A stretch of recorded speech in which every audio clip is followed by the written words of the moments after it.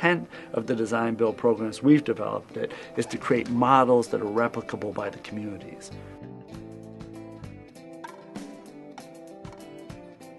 So we do one project every year in Seattle, Washington. It's a capstone studio for the undergraduates, and that's the project we're doing this year in Skyway, which is a very impoverished part of unincorporated King County, just south of the city of Seattle.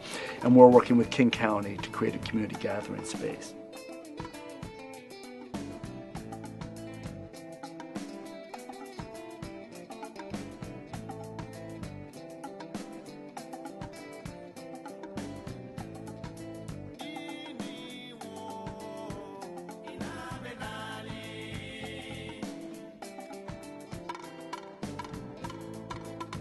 I think being a UW student on these projects has given me some great perspectives and experiences that will help me later in my profession.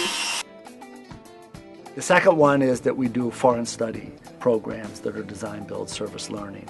And we've worked in Mexico, Guatemala, and this summer we'll be going to Bosnia. So I particularly go to places where trauma has been part of the culture, either through war or natural disaster.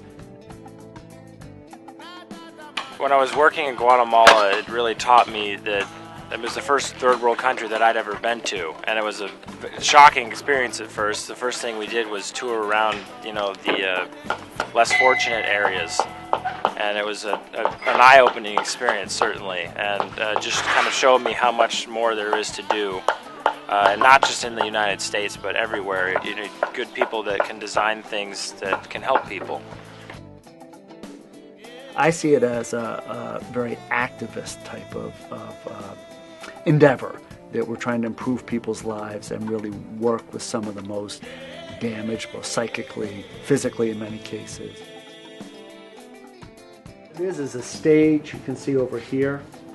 The kids can do performances. They use a lot of theater arts in talking about peace. And this is really to offer the kids skills to deal with conflict and relationships nonviolently.